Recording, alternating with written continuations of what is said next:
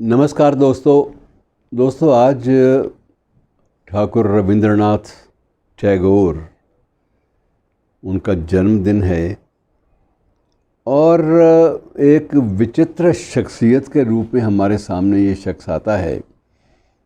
बहुमुखी प्रतिभा, उसे क्या कहा जाए, एक संगीतकार कहा जाए, एक कलाकार पेंटर कहा जाए, एक कवि के रूप में उसको लिया जाए, एक कहानीकार के रूप में लिया जाए, एक रंगमंच कर्मी के रूप में लिया जाए। इतने स्वरूप हैं उसके कि सारे स्वरूप एक ही शख्स में कैसे समा गए, ये एक अध्ययन का विषय, मित्रों, शोध का विषय है।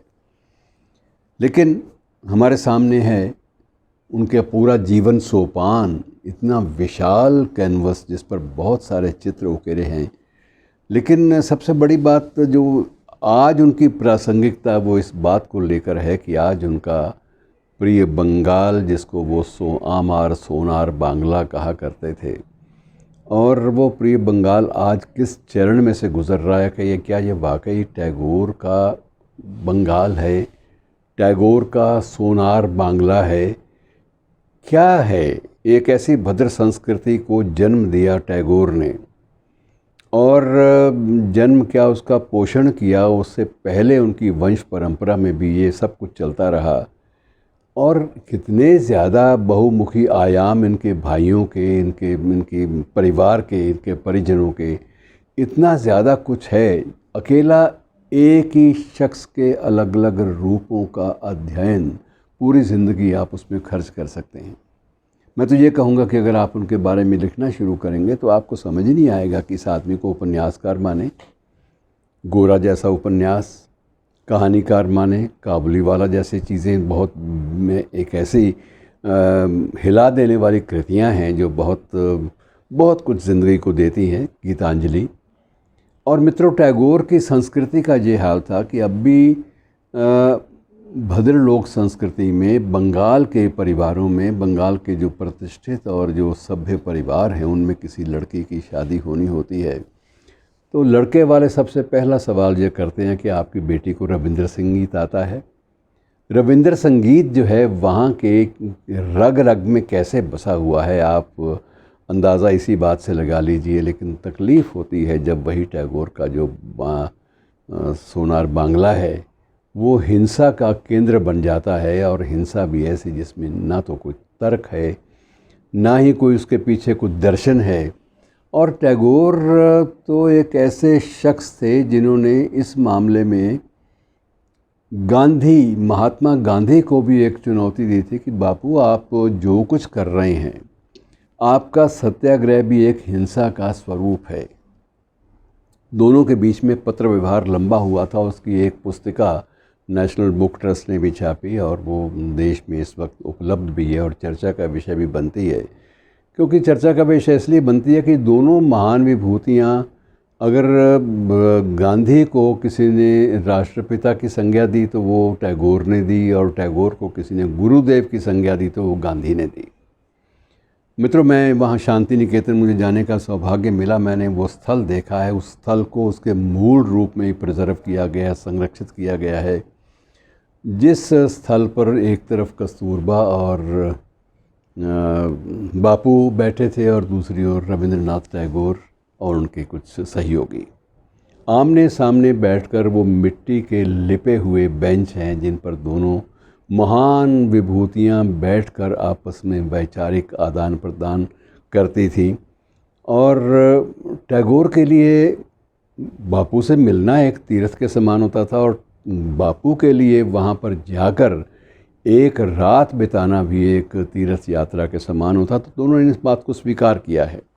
लेकिन जो विशिष्ट जो बात है वो सामने आती है कि जब इनका पत्र व्यवहार कभी आपको मौका मिले पढ़ें तो वहाँ जहाँ जहाँ टैगोर ने सत्याग्रह की बात की, जहाँ जहाँ टैगोर ने अनशन की बात की, अहिंसक आंदोलन की बात की, असहयोग आंदोलन की बात की, वहाँ वहाँ टैगोर ने आपत्ति भी उठाई कि बापू, जहाँ जहाँ ये आप ये वैचारिक रूप से बदलाव नहीं ला रहे, आप अहिंसक आंदोलन के द्वारा भी एक दबाव बना रहे हैं।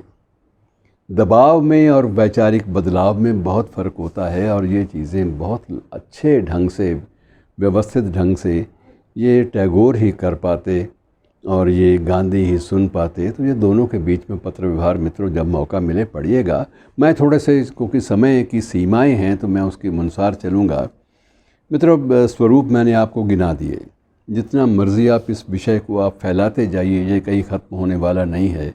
एकमात्र ऐसा महान सृजक, जिसे आप कह सकते हैं क्रिएटर, उन्होंने क्रिएट की चीज़ें सारी की सारी, चाहे वो संगीत की दुनिया थी, चाहे चित्रकारी की दुनिया थी, और चाहे वो लेखन की दुनिया थी या रंगमंच की दुनिया थी, सब कुछ क्रिएट किया।